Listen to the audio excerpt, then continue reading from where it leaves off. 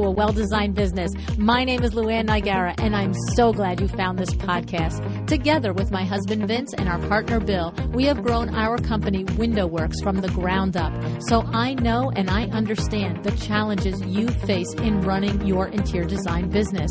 I also know that your talent alone isn't enough to ensure your success. So on this podcast, we talk about strategies and practical steps to help you grow your business. But make no mistake about it, we have our share of fun here too, mixed in with those aha moments that I love so much. This isn't fluff. Nobody has time for that. Whether you are a new interior designer or a seasoned designer, I am here to help you create and to manage the kind of interior design firm that you dream of. It's straight talk and it's action. Are you ready? Let's get started. Welcome to A Well-Designed Business. I have a nice little treat for you today. Today, Julia Marcum joins me. Julia is one half of the dynamic duo of Chris Loves Julia. Julia has been blogging for more than 10 years, growing her readership into the millions. In her third year of blogging, Chris left his day job to join Julia full-time, and together this outstanding couple shares a fresh, honest perspective on the daily feats and failures of their home DIY renovations. Julia shares today that they know their why and they know who they do it for. This is a critical component to your success as a business owner. Listen in as Julia tells us, people are following us to learn how to improve their space. They are looking for inspiration, tips on trends, and motivation to get it done. Julia has been named by Better Homes and Gardens as one of the top 10 DIY bloggers. You can find everything about Chris and Julia at chrislovesjulia.com. Are you too looking for inspiration and tips on design trends? Don't forget about our friends at Cravat Inc. I hope you've opened your trade account at cravat.com. There you will find all of the gorgeous fabrics, wallpapers, trims, furniture, lighting, and rugs designed by some of the best in our industry, from Tom Felicia, Sue Firestone, Jan Showers, David Phoenix, and Candace Olson, to name just a few. And don't forget, when you place your next order on any Cravat fabric, wallpaper, or trim, use the code AWDB10 at checkout, and you'll get 10% off any one purchase. So the code is AWDB10. All right? I'd love for you to take that 10% gift from Cravat and do something nice for yourself. And I want to say, if you are a design enthusiast and you want to go to cravat.com and look at all of the wonderful fabrics, furniture, lighting, wallpaper, textiles, and trims that they have for you, you can also get connected with one of my interior designers through the Cravat Network so that you can access their products for yourself. All righty, let me introduce you to Julia.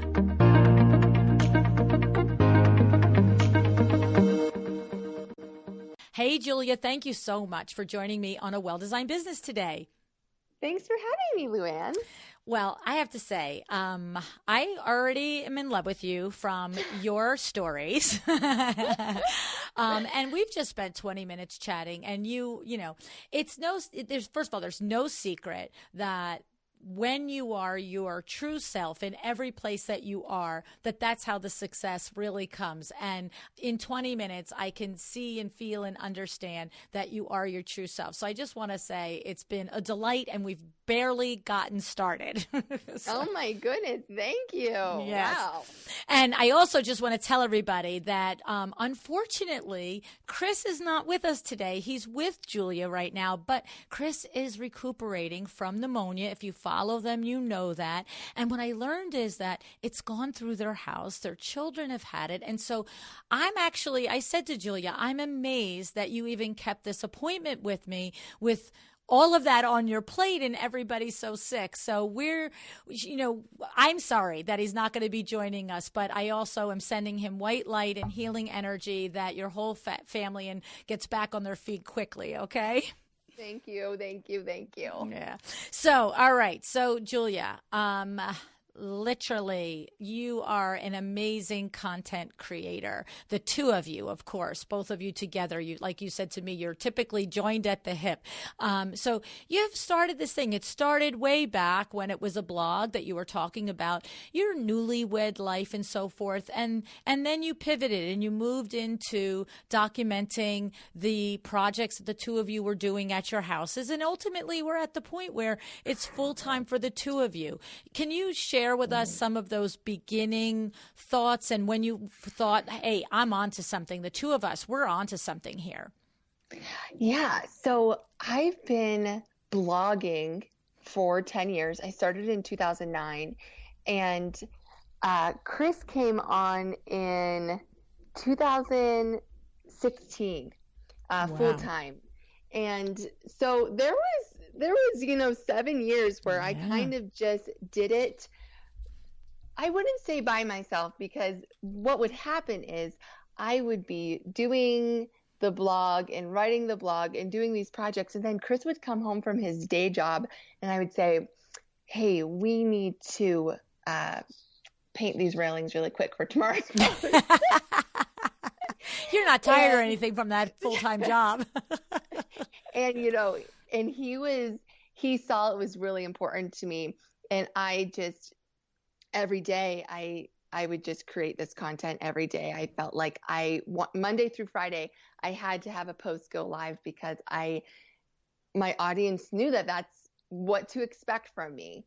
I set the expectation that I was going to have a post go live on chrislovesjulia.com every morning at 4 a.m. Mountain Time. I had it scheduled. And so, after years and years of doing it, if all of a sudden there wasn't one, people would be confused. If there wasn't one for 2 days, people would probably email me. And if there wasn't one for 4 days or 5 days, people might stop showing up. Right. And so creating that expectation that we're going to be here, I'm going to be here every day, come join me, really, really helped grow the blog.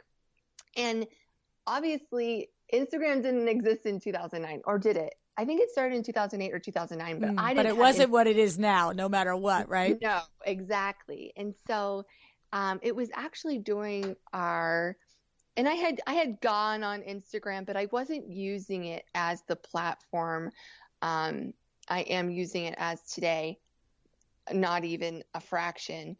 But it was actually when we started doing our kitchen renovation at our previous home. I believe that was 2015.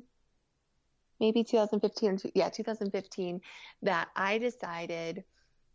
I had about 4,000 followers on Instagram, and over a million people reading our blog. Whoa. And I was like, how can I convert some of our audience on the blog over to this new casual platform that is Instagram? And I just decided I just made a conscious decision that I was going to make my Instagram better. And I was going to focus on Instagram while still, keeping my blog content up. And so it's interesting to figure out what content am I going to create for Instagram? And that Instagram stories didn't even exist then. So what content am I going to create for Instagram?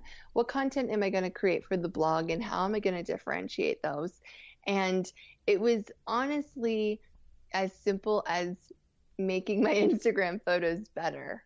Oh. Like that, one of the main things I did was I was going to make my Instagram photos better. Instagram's a huge visual platform. And I, at the time, was just kind of over filtering images of whatever, my kids, me in the car. It was not focused on the content I was creating on the blog. And I realized step one is figuring out why people are following you. What do people expect from you?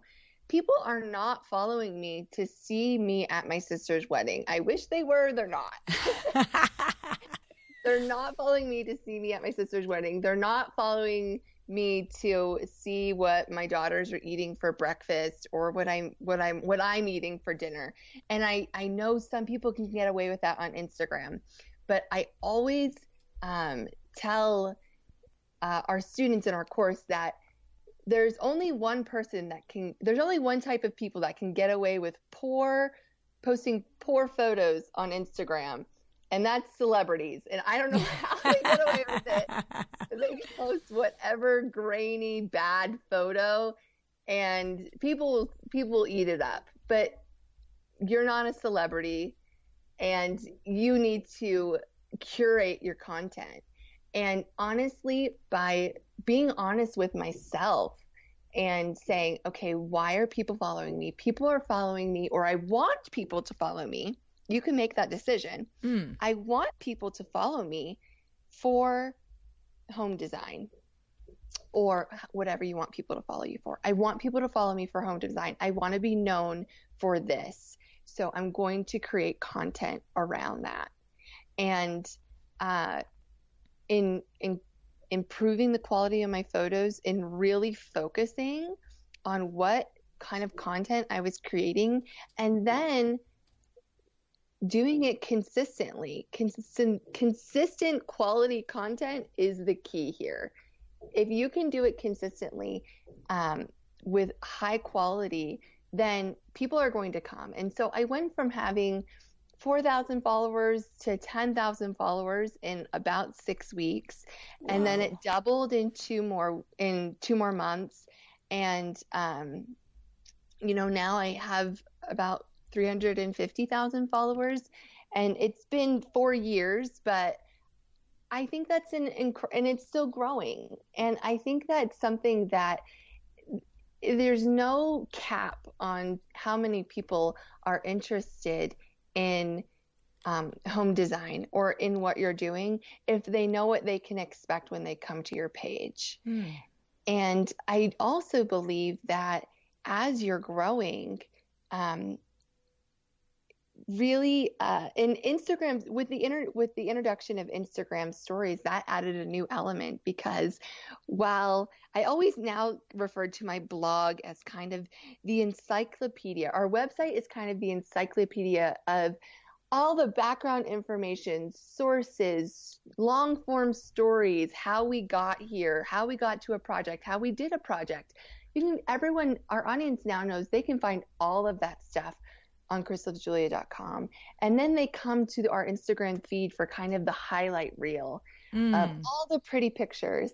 And then they can follow us on Instagram story for the candid behind the scenes of the hilarious and sometimes messy ways. And also, I love Instagram stories because it's given everyone a peek into the real life. And you can show your personality so much in Instagram stories. And while people have fallen in love with your work of your feed, how can you help them get to know the person behind that work on Instagram stories? There's so many designers that I follow on Instagram now that I wish I knew them. I could spot their work anywhere. I'm like, oh, I love that. Yes, I know that person. I know their work. But I want to know their I wish I knew their personalities a little bit more. And I would never message them and tell them that, but man, I wish I could. You actually could, probably. So I just want to pull some of that apart, Julia. So what you're saying is that the first thing that we want to do if we want to grow our Instagram, and I would say to you that I think that this is true whether we are interested in having an Instagram go from 0 to 1,000 and be just communicating with people who ultimately could possibly be our potential clients, or we are interested, if there's a designer interested that is wanting to become an influencer at your level. So in other words, what I'm saying is the principles are the same no matter what your goal is as far as the size, right? But the first question you're saying is to ask yourself either, why are people following you, or I want people to follow me for. So that's our first thing. Either just figure out why they're already following you, or decide what you want to be known for. Is that what you're saying, right? That's exactly right. And I don't know any designer on Instagram that either this is going to happen. Your following is going to grow, and more people are going to get to know who you are as a designer, and you're going to get more clients.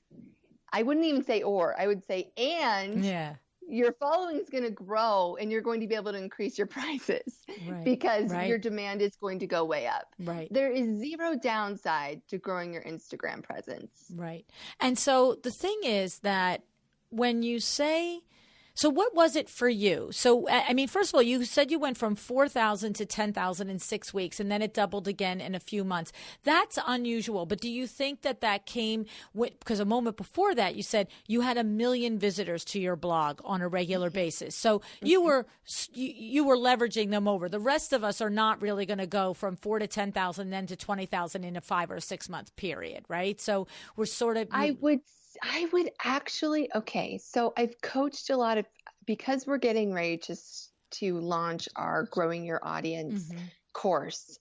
I have done a lot of tests with people that have started with 0 at the beginning of this year.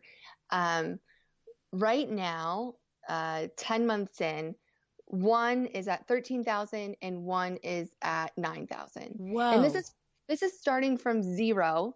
And this is without my, help plugging them. This is following principles of just really concentrating on, I'm going to grow my Instagram following. Honestly, sometimes it's a matter of getting over the fear of what other people are going to think, whether that's your friends, family, colleagues. Oh, you want to be an influencer now? Right. Because that is a real, like, I can imagine somebody thinking like that people would look at them and think, really? Like, right? Right. Yeah. It's an honest fear. And so just letting people know, I'm taking this seriously. I'm going to start a Instagram account, I'm going to dedicate my Instagram account now specifically to interior design, to my business. This is what it's going to be about. And that means cutting out the fluff of everything else. Right. Sorry, can't post your picnic anymore on your feed. Right. And on it, even before you hit that first 10,000 on your stories. And this was difficult for me because it was really a really humbling experience to see my follower count go down once I started dedicating my account to our home design renovations. To when I did be like, oh, whatever, I'm posting this picture of me and my sisters. Well, guess what? I lost 40 followers. And that was humbling to me to see, okay, these people aren't following me for that. And I'm going to have to save that for something else. It does change as you grow your following. The feed doesn't. The feed should always remain the same. But with the introduction to Instagram stories, once you have a large enough established following, then they might become a little bit more curious about what skincare you're using and all that stuff. Right. But that is not in the beginning stages at all. What the focus should be. Okay. And so that's significant that you're taking somebody now the person, those 2 success stories in your course aren't necessarily interior designers. They could be from any field probably. Yes, neither of them are in the interior design field, but they're in even smaller niches, which makes me confident that this is something that can work. I have no I will not say that, having a blog didn't help me gain my following at all. I think that was something, but that's also a testament to all of those years of working. All of those years of working. Yeah, you can't negate it. I mean, that's content. And in creating content. And, it's been 4 years now, and I've seen other Instagrammers or designers on Instagram rise up from nothing in those 4 years to, hundreds of thousands as well. And I see what they're doing, and they're doing it right. And it's about creating consistent quality content based around your niche. and really focusing on it and engaging with your audience and showing your face once in a while in Instagram stories and letting people really get to know you and your work. Mm-hmm. And interestingly, so it's funny because here you are, you're in the interiors industry. Of course, this is what you and Chris specialize in, is doing all of the renovations and the projects in your own homes. So you're one of us, right? You know what that's like. But it's interesting for me to visualize you teaching in your courses people that are not in the interiors industry, because what's funny is, as challenging, I know one of the challenges that lots of designers face is that good quality photograph, like you said, that it must be great quality. But what's interesting is their actual only challenge, for the most part, let's call the greatest challenge, is paying for that good quality photograph. But for the most part, designers have the content for good quality photographs. And where I'm going is, I can't imagine if somebody came to you and said, you know, I don't know, I'm a lawyer and I want to grow my Instagram following. It's sort of like, well, what are we going to make these photographs at? Like, you know what I mean? At least, you know, and by the way, I have to say, I don't know if you know JB Lieberman from #Legal. Julia, you should look her up. She is an amazing lawyer, and she's so she's just such a personality, and she runs this great firm. She has an all-woman firm, all virtual. Wow. Yes, and she's so fun. Her personality is amazing, and it comes through. She's got like red streaks in her hair. You know, she just is so her. But she's like the only person I could think of as a lawyer that could make an interesting Instagram feed. Well, I don't know if you saw, it was actually, it was on some entertainment news platform, and this was earlier this summer, but someone's dad or someone wanted to become an influencer or something, and her dad, I think she was in high school, and her dad said, well, I'm going to do it too. And he's a construction worker. And he said he's going to have the biggest construction worker Instagram. And he did it. That's awesome. And he has, I'll have to find the name of it, but it was all about taking really good creative photos of him on the construction site. And he gained a huge following, and his captions were witty and the pictures were on point. And it was like, it's true. Interior designers, I feel like, have the easiest, I mean, right. I don't know. I'm probably interior designers. Like, I feel like there's a leg up here, right? Fashion, food. It's already pretty, but That's I'm like, right. am I biased? I don't think so. Right.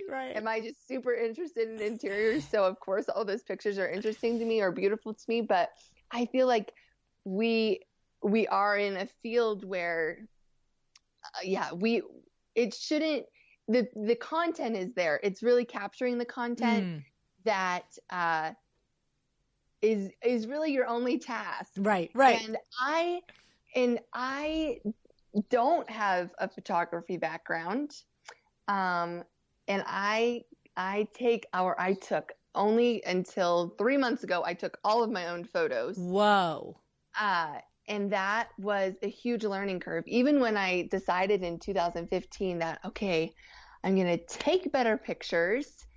I don't know how I'm going to do that, but I'm going to take better pictures, and I'm going to, grow my Instagram account. And I knew that the pictures were going to be the key. And I just got myself a little intro DSLR. I took a beginner's online photography class to figure out how it works. I looked at endless photos, and I studied why I like them. And then I looked at photos and I decided, okay, why don't I like this? Why isn't this pleasing to my eye? And I feel like as designers, you know what's pleasing to the eye. Yes. I don't want to take away from photographers, because I think a photographer is a very, very valuable asset and investment if you can afford it. If you feel like I'm not at the point where I can afford a photographer, which I think would be an incredible investment. If you're not at the point where you can afford a photographer, don't let that be the excuse why you can't grow your Instagram. Good for you. Good for you. I mean, we do always encourage interior designers that is something they should build into every project as an expense and make sure that it gets covered, because quality photographs are key. But if you're going to stand there and tell me that until 3 months ago you took your own photographs, you're right. There's no reason that that's an excuse.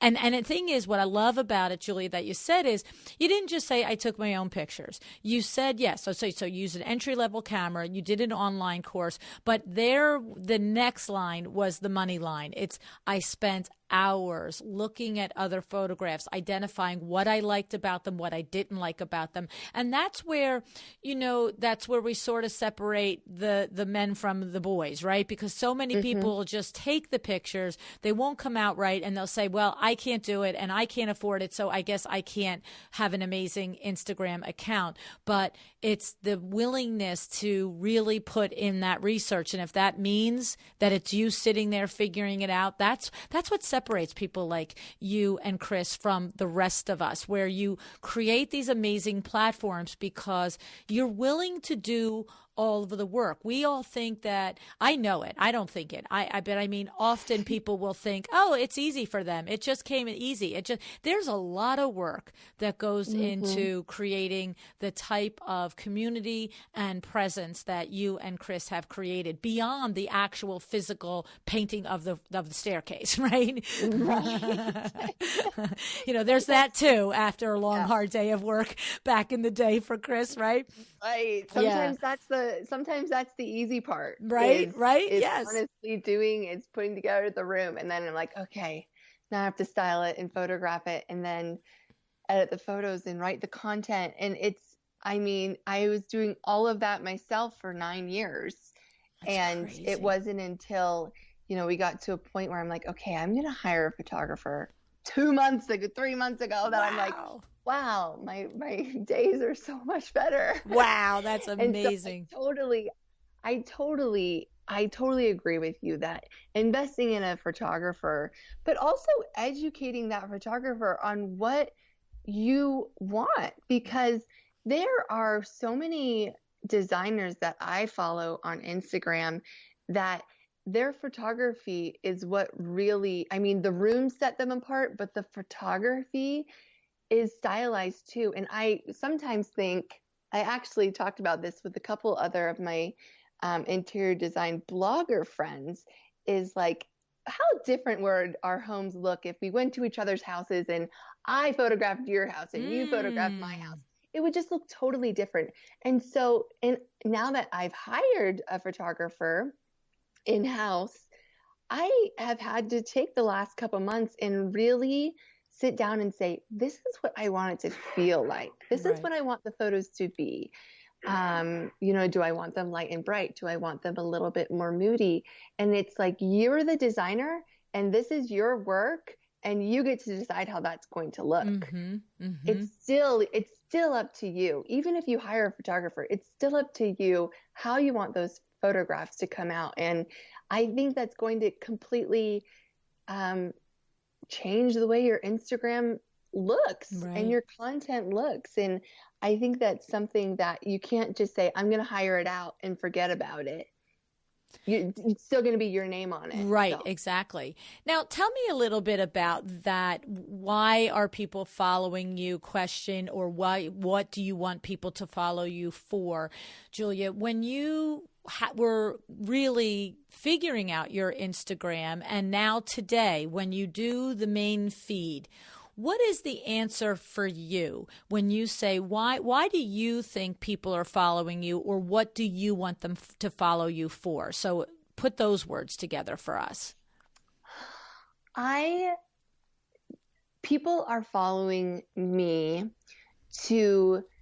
and it's usually a homeowner that wants to improve their space.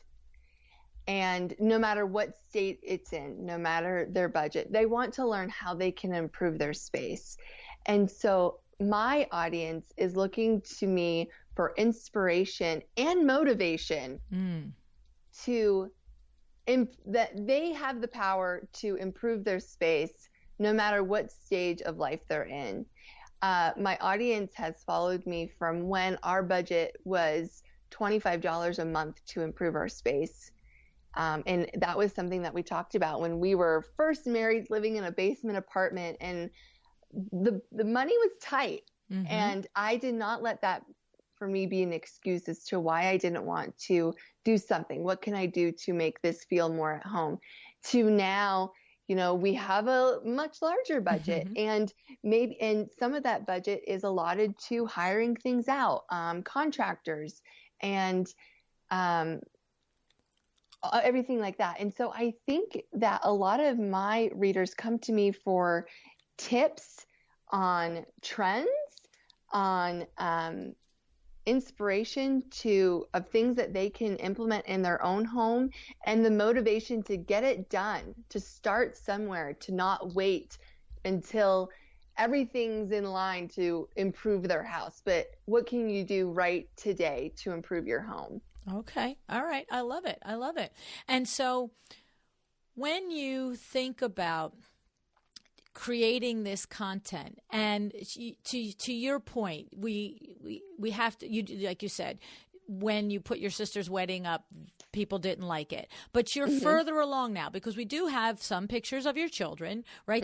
Tell us your barometer for figuring that out, and how you evaluate what is the little bit of personal that goes on the main feed. How do you know the difference when it's right or wrong for you and your audience? It wasn't an accident. It was a lot of testing, and it all happened in that 0 to 10 before I hit 10,000. I knew I had it dialed in, and it has progressed a little bit, but for the most part, and I tell my team now this all the time, our audience wants a scene. They don't want close-up vignette. Occasionally, that's okay. But they want to see how this whole scene is fitting together. So, for instance, we did a gallery wall post just today.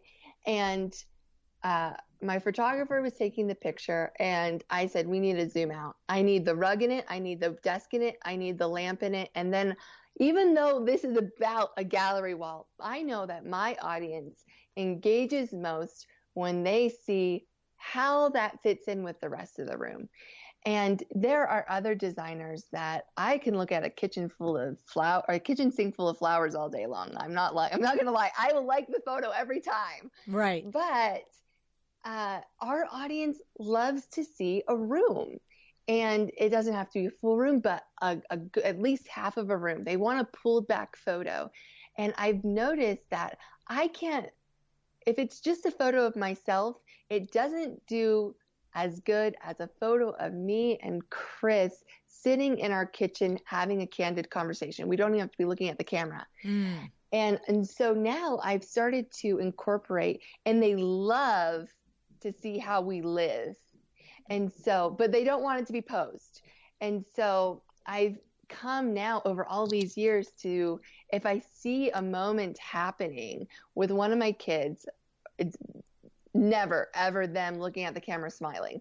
Okay. But it's a moment in a room, in a space, living, and it's about the room, but there's a person in it. Okay. And I know now that that's how I can incorporate my personality and my home life into the photos. And I encourage other people, designers, get yourself in the photos. Let me see you putting a vase on that table. Right. Let me see who you are and how you interact with this space. And that is something that really is going to trademark your designs. And there's so many people, like I said, that I see their rooms and I can identify their rooms, but I really want to see more of them. And so I always encourage people, when you open up your Instagram feed, you see about 9 photos, and you should be in at least one of those top 9 photos at all times. Oh, okay.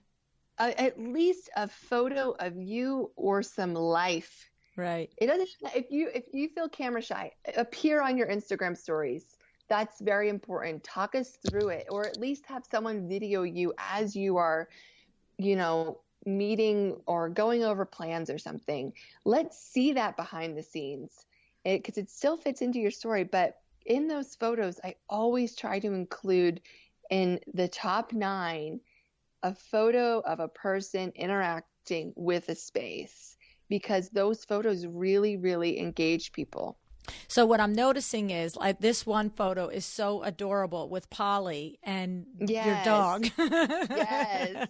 He's looking at her like, I see you here. You're not hiding from me. The idea is to hide, play hide and seek, right? But to your point, we're seeing the kitchen, we're seeing the rug, we're seeing the vignette of the home and of the interior that is so a part of your brand. Exactly. If I could have, if it was a photo for,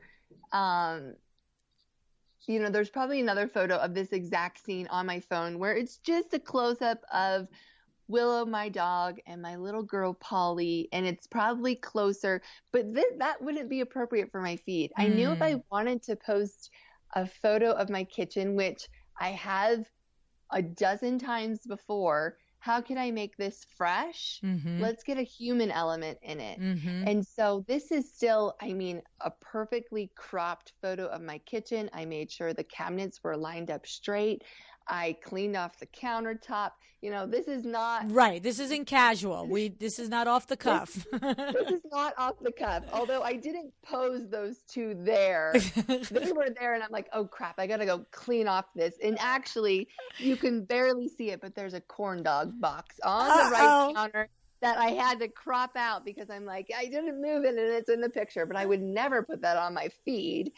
So, the photos of especially my kids, I don't stage them, but if they're doing something really cute in a room that I can post on my feed, I absolutely am like, okay, well, I'm going to clean off this counter really quick and quietly so they don't move. And then I'm going to step back, and I actually just took this photo with my phone. There's elements that you see every day, and it's content, and how can you use that content in a fresh way? And for me, it's, what are we doing in the kitchen today? It was a lot easier. We just moved into our house 4 months ago. And so we are very slowly renovating the entire thing. And it was a lot easier in my last house when there's, an Instagrammable picture at every turn. And now I'm working with a very select few cute corners.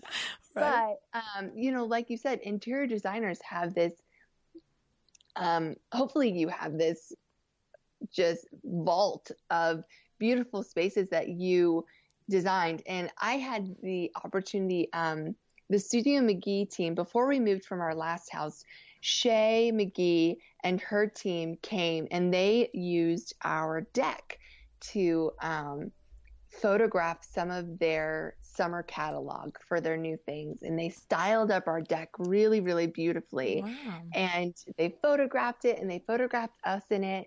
And it was so beautiful. And then guess what they did? What? They put a whole nother set of furniture in it and they photographed it again. Oh. And it was such a lesson to me. And I hope for any interior designers listening to this, you have the space. Maybe you have the photographer on hand. Maybe you're photographing a nightstand, and how can you photograph that 3 different ways? And then you have content. Right. So she already had the film crew, the studio, the photography crew, everything there. It's like a great background. Was it revealed in her thing that it was your house? Was that like a cross-pollination of you guys? Yes. Yeah. Okay. Mm-hmm. But like she has 2 sets of furniture so that she can get twice the mileage out of the expenses that go along with that, and the inconvenience to ask her friend to give up her patio for the day, right? Exactly. And so anyone listening to this, that's the difference. From like posting a picture to creating content. Right. Thinking about all the avenues, right? All the different ways you can maximize it. Yes. Maximize what you already have on hand. And I know that, what makes interior designers unique and what's going to help someone, hire you over someone else is your unique point of view. But what can you share with an Instagram audience? I don't think sharing 2 styled nightstands or a nightstand styled 2 or 3 different ways is going to give away all your secrets. Right. Exactly. Right. No, I love it. And it speaks to your talents. If somebody were to actually recognize that's the same nightstand, but it's styled completely differently, that's actually a plus, right? Totally. Right. Totally. Right. And so don't feel like you posting your content and your work on Instagram is going to take away from people hiring you. I think it's actually going to do the opposite. We don't do client work, but I get asked, I can imagine. I get asked so many times a day, could I please? And I am giving people the exact paint color I use, and they still want me to come do it for them. And so it's not going to take away from your work. It's only going to really enhance and add to it. And that's an interesting point, Julia, that you just made, is that here, 2 points in there I want to talk to you about. The first is the decision. There had to be a point at some point with all of the work that you're doing, all of the people coming to your platform, when they did start to say, and can I hire you? Was it did you and Chris sit down and say, should we start to do this? Or did you just know that you were just like, or did you guys have to do the soul searching and say, is this a direction that we want to take? How did you arrive at that? There was definitely lots of conversations over many years, and it's still a conversation we honestly have frequently. I think it kind of started, or I think maybe we knew it wasn't for us. And maybe it's just honestly how we do our work is we do it ourselves, and we, don't really hire things out. And we've been hired by major brands to go into other people's homes that want to give away and redo their kitchen and redo their living room and redo their dining room. We've done a lot of work in other people's homes, but every time, it's been really taxing to be away from our 3 little girls, for one. And, I because we do all the work ourselves, that look on the client's face when they're like, oh my gosh, my house is completely torn apart. And then also playing the part of, don't worry, it's all going to come together in 3 days. I just realized for me, like I'm better at, it's better for me just to help them from a far distance. And we've had so many positive experiences after that, after the reveal, and they're crying and they love it, that I'm like, I can see why people do this. This is amazing. There are definitely things I would change. Like I would probably not have them anywhere near the house while we're doing the work. Right. Because it has been difficult for some people to watch. But I think for the most part right now, and it's the same reason why we aren't doing a television show, which we've been asked to do many times, is we're really just focused on our family life, and that's a priority for us.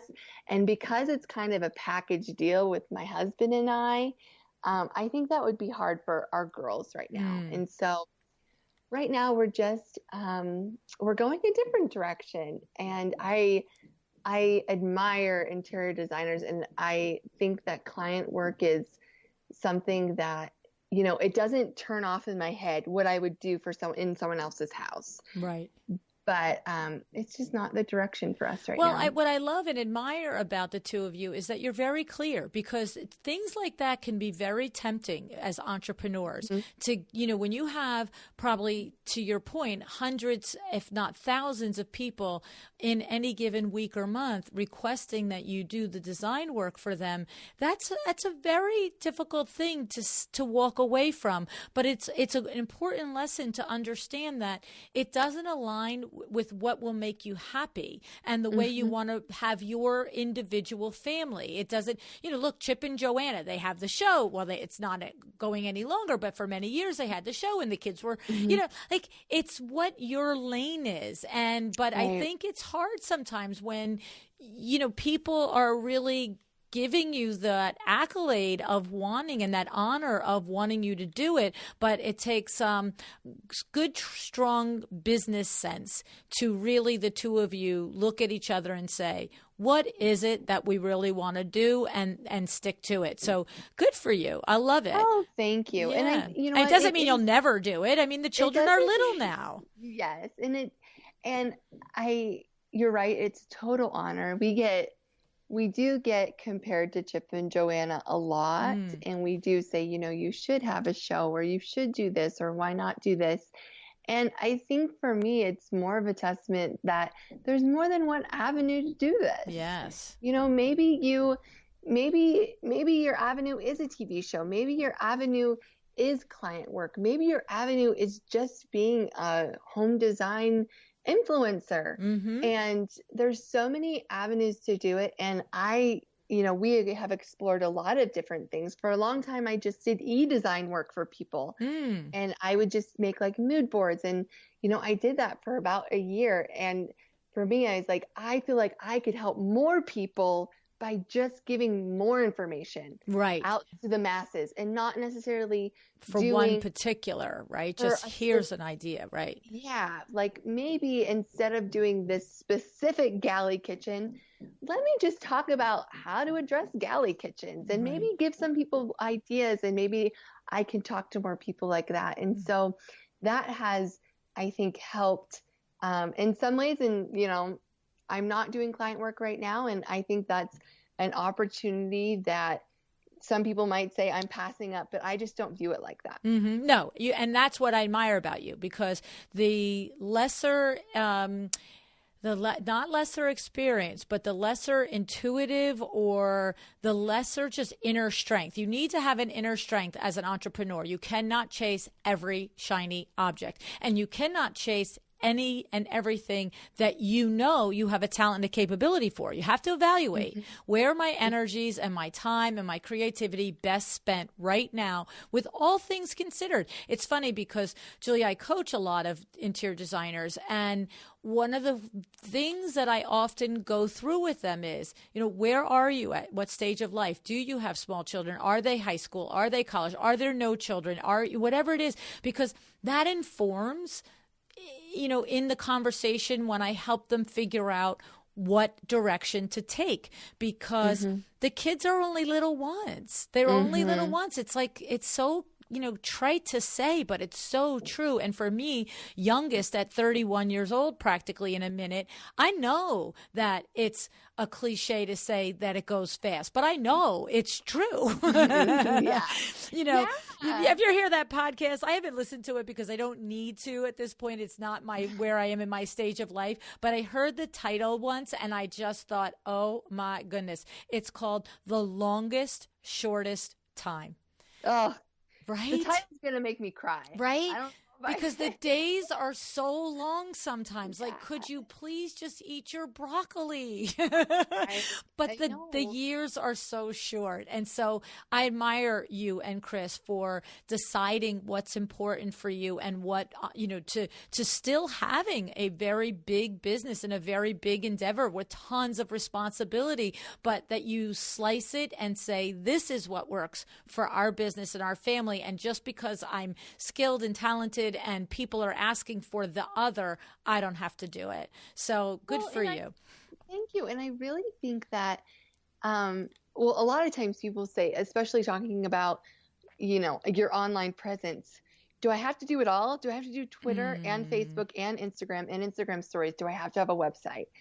And I always encourage people, do however much you can do really well. We do not have Twitter. Right. I barely am on Facebook. I focus on Instagram. I focus on Instagram stories. I have my website, and that's what I can do really well right now. And that's what we're doing. That's it. And I love it. And I think saying no to things is only going to help those other areas, you'll even do better at Right, them. right. You have more You know, focus. this is your focus. Right, exactly. Right. And so let's talk about the stories a little bit before I let you go. So you said at the very beginning that it's very important. Maybe we said off air. I actually don't recall at this point. But you said that it was very important for you to go in stories every single day as yourself. Are you doing live stories, or are you doing cut story? What is the thing that you are finding as the best way to connect with your audience? So I have done a lot of tests on this, and I encourage everyone that, you know, wants to grow their Instagram stories, especially, to do testing too. But even if, let's say, you know, we're still putting out 6 to 7 posts on our website a week. And so I have tested with putting a picture up and a swipe up leading right to my website and saying, you know, what's on the blog.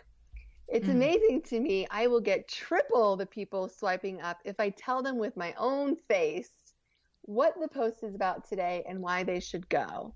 Okay. And also my views will double if I just write out a little caption of what I'm talking about. And so people, and it's also, you think, oh, I posted too much on Instagram stories today. I've been on all day. Wrong. The more is more. People in our audience, they love to see the behind the scenes. If we're doing a kitchen in 2 weeks, which we just did, a kitchen in 2 weeks, take me on the entire journey. I want to see it all. I want to see you talk through your decisions, and be vulnerable. And then I have noticed the engagement of the reveal post or the reveal picture, whether it's on my website, on Instagram, the engagement is through the roof. And I think sometimes I used to think, I don't want to show this. I want this to be a surprise. I'm not going to share it on Instagram stories, the whole process. Instead, I'm just going to save it, and I'm going to be like, surprise, look at this amazing before and after of our bathroom. And the engagement is not as much as if I am taking them through, it can even be a month's process. I mean, we've been redoing our dining room since we moved in, and the engagement is still through the roof when I talk about the dining room. Anytime I post, and I can only imagine what the before and after is going to be, because they're so invested in this space. And so that's what we're trying to create with Instagram stories, is how are we going to get our audience to be invested in this space that we are designing or renovating, or maybe just styling. Maybe you're going into a space and you're like, okay, I'm going to restyle this, and like show the space, maybe give a tip of what you're doing while you're doing it. And then, you know, post the reveal on your Instagram feed, right, and say, hey, remember that thing I walked you through? The afters are on my feed. Everyone's going to go crazy. Wow. And so Instagram stories is really just a candid, honest, vulnerable, fun, casual way to show your audience inside your brand. And maybe that is a day in the life of, you know, what it looks like, or, you know, the beginning stages of what designing a room is. Like, take some of the mystery out of it. And I see designers that are doing just that are opening the vault a little bit, that are really, really, really growing their audience. And I'm interested in what they're doing too. Interesting. And so I think that there's a lot of fear and anxiety about, in the design world, about maybe sharing too many of your secrets. But I just don't think that exists. And I also don't think that I don't see any other people in the interior design influencer, you know, stage. I don't see them as my competition. I see them as my allies. Your colleagues, yes. My colleagues.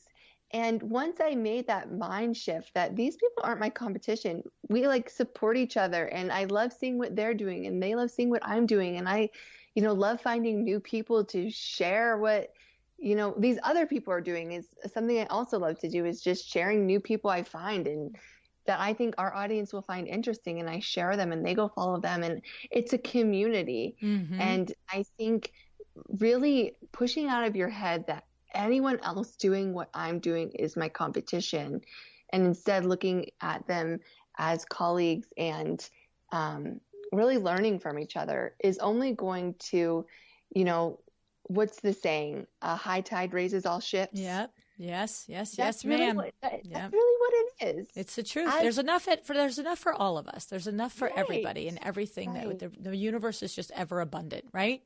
Exactly. I love it. So how about from a practical standpoint, Julia? So are you like, do you like literally from a legit practical standpoint, you have a busy life, you have 3 small children, you're always doing these projects. And then there is you writing, you just said you're still putting 6 or 7 blog posts out a week. This is not, this is, I know that behind the scenes. I've interviewed Shay McGee. I've interviewed Amber Lewis. I know what's happening in your world behind the scenes and how intense it is.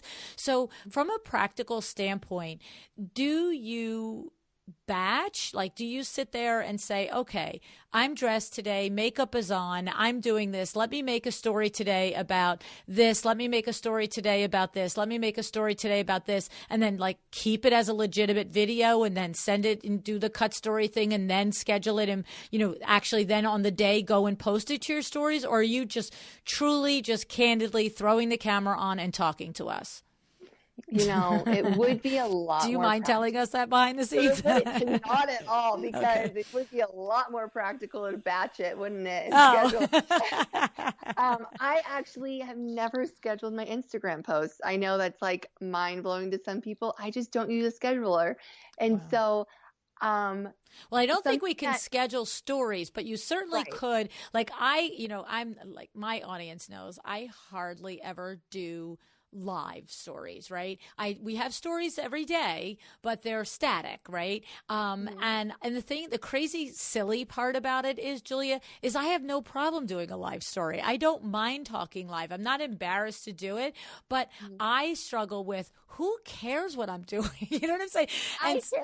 Right? And so the question is that sometimes I say, all right, just sit here this morning and come up with 4 topics and just have your makeup on and your hair done and do it, and then send it over to your team to cut it up and put it into stories. But I don't even do that either. And so my question is, do you, when you go to do a story, do you organize your thoughts and say, this is what I'm going to talk about? Or do you just say, I'm going to talk about the dining room today and whatever comes out of my mouth comes out of my mouth?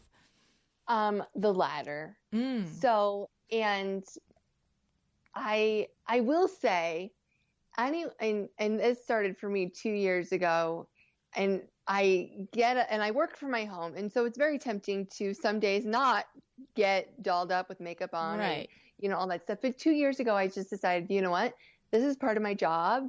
I'm working from home, but I am working, right, and I get dressed and I put on my makeup most days.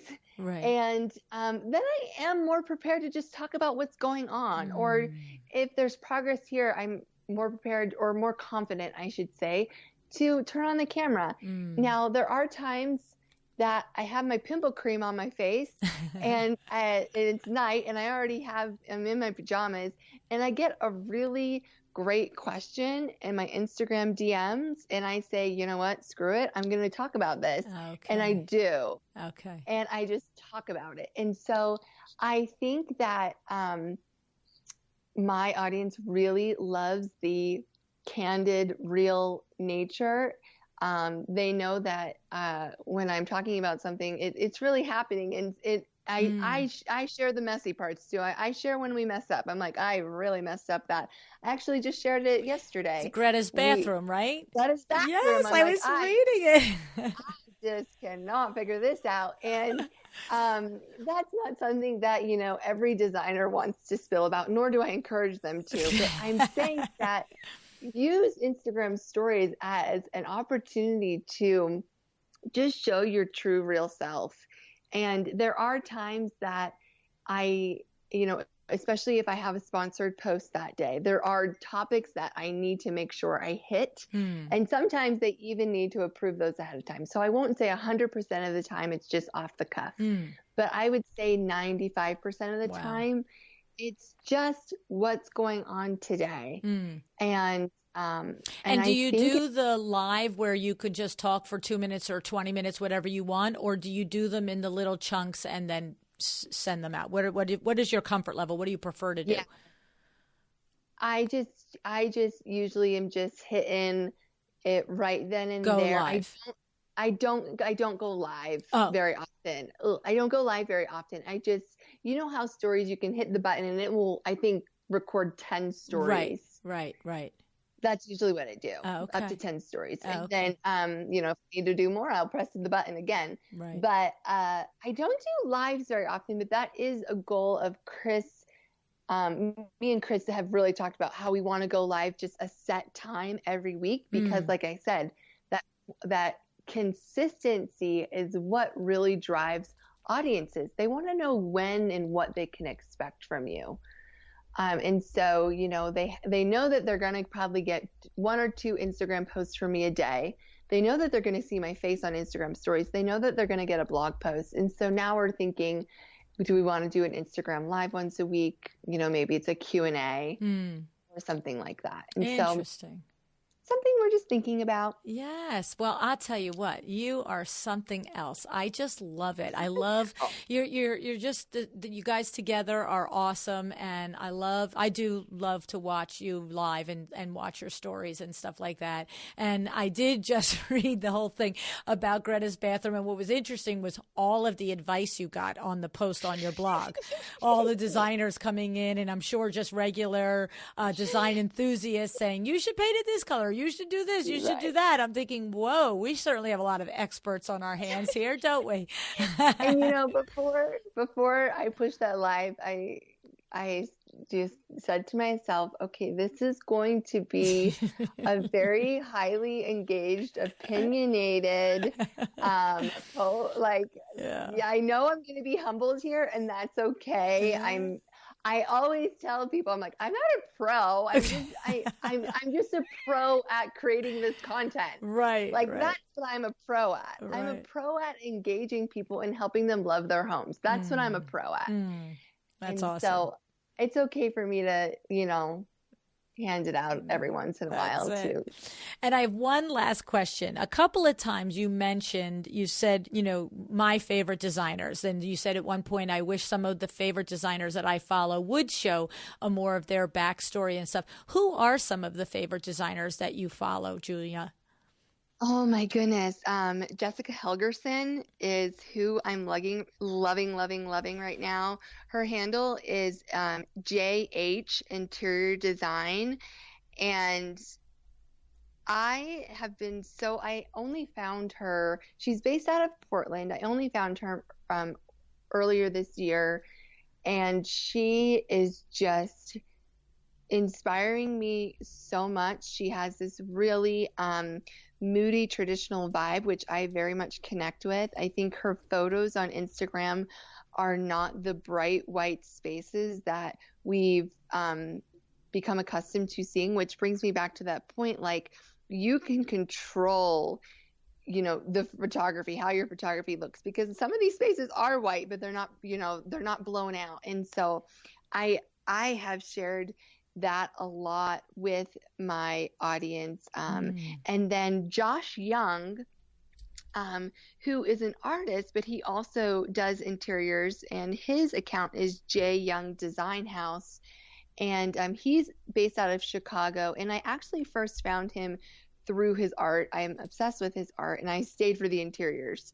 And so that's another one that I am loving lately.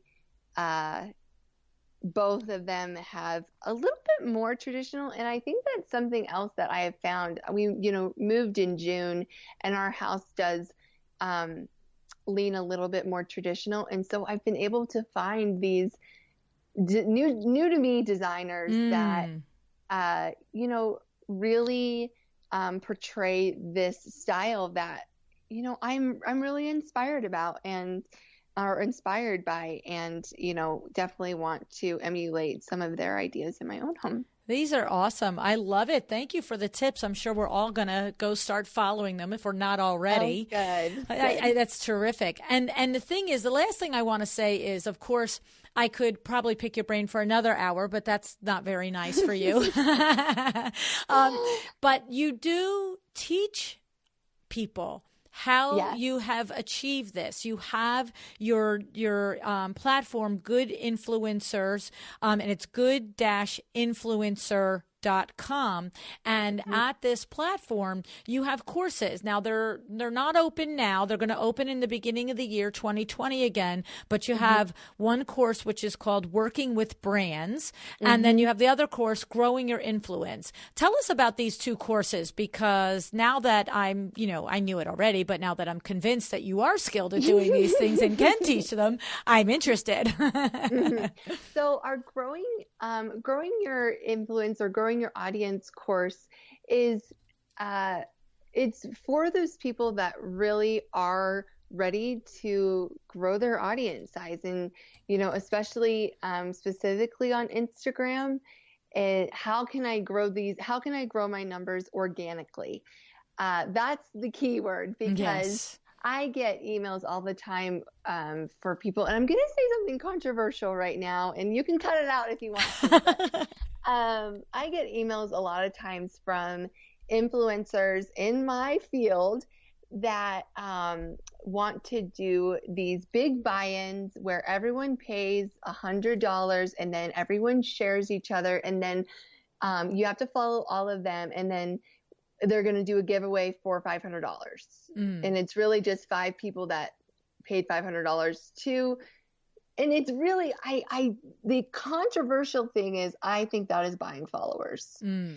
And this But course, in reality, you're 5 people at a similar level. So whether it's 5 people like yourself and Amber and Shay at the multiple hundreds, thousands, or it's 5 people at 5,000, you're each putting in $100. You're each following each other, and then you're offering a contest to each of your audiences. So one person, based on whatever the contest is, they're going to win $500. Is that what you're saying? Yeah. So they're going to win $500 if you follow all of us. Okay. Is the content? The contest is go follow all 5 of us, and then one person's going to win $500. Okay. And you don't love this. I mean, you don't care that other people do it, but you don't love it. I don't participate in it, because I don't believe that is, I just consider that buying followers. And so this course is, how can I grow my following organically? How can I grow my following without the round robin giveaways? How can I grow my following with an engaged audience? Because that's what you really want. You want people to follow you for you, right, and for what you're doing. And so that is what the Growing Your Audience course is about. And then once your audience is grown, you have the amazing opportunity to start working with brands and sponsors. And I see people, and we tested it, and we've actually gone through 2 semesters. We're in our 2nd semester of this course right now. And the testimonials are amazing, that people have, doubled or tripled what they're charging because they weren't charging enough, or maybe they didn't know how to do a media kit, or maybe they just didn't even know who to contact, or how to create quality content. What does that look like? And so our Working with Brands course is about creating relationships with brands that you can work with and sponsors that you can work with, and getting paid for it, and also creating these long-lasting partnerships that, they're going to want to work with you again. And so we've been, that's honestly a big income driver for us. About 30% of our income is working with brands. And it's one of our passions. It's something that we love doing. And this course is really for anyone that is ready to do that. We recommend it for anyone with 10,000 to 1 million followers. We tested it to someone with 1 million followers, and even they got a ton out of the course. Wow. And so, yeah, it's our new passion.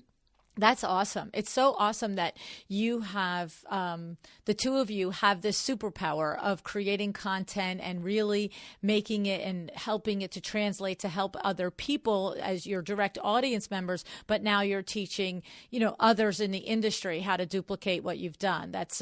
That's terrific, Julia. That actually is really, because most people want to keep it all behind the curtain. But to your point, there is enough for everybody. And if we all help each other, then we all get better. There's no, the scarcity mindset is just so, it limits us mostly, right? It limits the first really person does. it limits is us. Yes. That's excellent. And one last question about your course.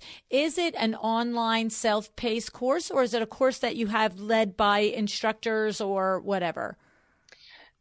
It is an online self-paced course, but Chris and I also are the instructors, and then during the course, we do Facebook Lives with the people. Oh. We have a private mastermind course that you are enrolled in once you buy the course, that we will critique your media kit, we'll help you with your Instagram caption, critique those. And so during the first 3 months after you buy the course, we are really there to help you succeed. And that's been a lot of people's favorite parts, is that, we are your mentor during those first 3 months, and you can take as long as you want. Once you buy the course, it's yours forever. Mm-hmm. But during that first 3 months, we really believe that if you see fast success, you'll be more motivated. And so we really encourage our students to let us help you through this course and let us get this ball rolling, because you've already spent so much time not earning your potential or not, reaching that. And so we, Chris and I are there every day answering questions, helping people with their pitches. In the Working with Brands course, we have a dozen real life email interactions between us and actual brands, and how we, negotiated things, or how you can write a pitch email. And so it's really, really valuable information if you're ready to take the leap. That's amazing. It's funny because it never in my wildest dreams would expect the interaction with the two of you, but you did say something when you were describing it that I was like, they can't possibly be in this course. It has to be online. But that's unbelievable. Yeah. Wow. Okay. So we're in about it. Mm-hmm. Yeah, so we're in the Q4. We're somewhere in the winter, late fall of 2019, and the next opportunity for somebody to enroll in this is going to be the beginning January of 2020, right? But I'm sure there's an email list that they can sign up if they go to good-influencer.com. I imagine there's an email list that you can sign up to be notified. Correct? Yes. And then you can also follow on Instagram at Good Influencer. It's actually Good Influence _R. Right. And you can follow over there, and we we'll keep you updated over there too. Amazing. Amazing. Well, Julia, you are just a love. I just enjoy talking with you so much. I'm so sorry for myself and all of my listeners that Chris was not well, but we are, as I said, hopeful and sending him white light and healing energy that him and your girls get back on their feet. I can't even imagine everybody's sick in the house with all that you have on your plate. But thank you so much, Julia, for spending your time, your energy, and your information with us today. I appreciate you having me. This was a blast. Thank you so much, Luann.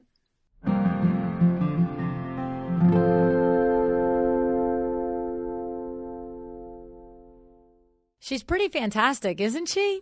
I mean, if you've already been following Julia, I know that you weren't surprised. This proves her point, the advice that she gave us. She said that she's showing up every day in her stories, letting you get to know her, allowing you inside her world so that you do feel like you already know her, right? This is Julia's superpower, creating content that is needed, relevant, valued, relatable, and in a voice that is true to the brand that she and Chris have created. And in this episode, we touched only on the tiniest bit on all the work it takes on the back end to create a platform this large and this engaged. But I think you could hear it even in the one description about the picture of her daughter Polly and her dog Willow in her kitchen. I mean, basically on one hand, it's a random picture. On the other hand, after she describes it, you can hear how it is years of testing what kind of picture does her audience relate to. And it's also not only the years of testing, but it is in that moment recognizing it as a quote-unquote Instagrammable moment and then hurrying to quickly clear the counter, frame the shot, all before Polly and Willow move on, right? This is that combination that of the dedication that it's required, her work and her craft. You have to be willing to make it happen when it happens. And that's not always so easy. And that is the difference between people like Julia and Chris that really do go on and have the success that they have. It doesn't happen by accident, right? I just loved her advice. Ask, why are people following you? Or ask, why do you want them to follow you, right? These are the basis of your brand voice, like Nicole Heimer talks about, and of our Fred Burns only, right? Then, of course, Julia said, it's quality photos, thoughtful, creative content, good captions, and finally, she stressed the commitment to the consistency. Right? These are all the pillars of a terrific social media strategy. And I'll just say, it's easy to say, it's another thing to do it, right? And how fortunate we are that she and Chris are willing to teach us how to create this strategy for ourselves. I'll give you that web address again, but before I do, I want to thank Article.com for sponsoring the show. We all know by now, Article is the place we go to for mid-century Scandinavian-inspired furniture for living rooms, dining rooms, offices, and outdoor spaces. To open your trade account, go to welldesigned.article.com today. All right. And don't forget that you still have time with Article's quick and easy delivery to place your order and have it in your client's home in time for the holidays. All right. Now, so do you want to learn all about how to grow your audience, your influence on Instagram? Or maybe like Julia said, you already have a nice size following and now it's time to leverage that to create some partnerships with some brands. Well, Chris and Julia have the 2 courses that you need to do exactly these things. Go to good-influencer.com. All right. You'll sign up there. And then when they reopen the course in January 2020, you'll get the notice that it's ready to go. That's good-influencer.com. All right. Now, do you need to have a little chat with yourself and ask, what is my why for Instagram? Do you remember in my second book, Nicole Heimer said, in the second book, A Well-Designed Business, the Power Talk Friday Experts, Nicole Heimer said, grab a glass of wine and have an awkward first date with your brand, right? I love that line. So I'm asking you to ask yourself, what are you trying to achieve? For every firm, the answer will be different. Take WindowWorks, right? We want to be known for providing our expertise in both helping interior designers and homeowners have the very best window treatments and awnings for their projects. And we are primarily interested in being known locally only, right?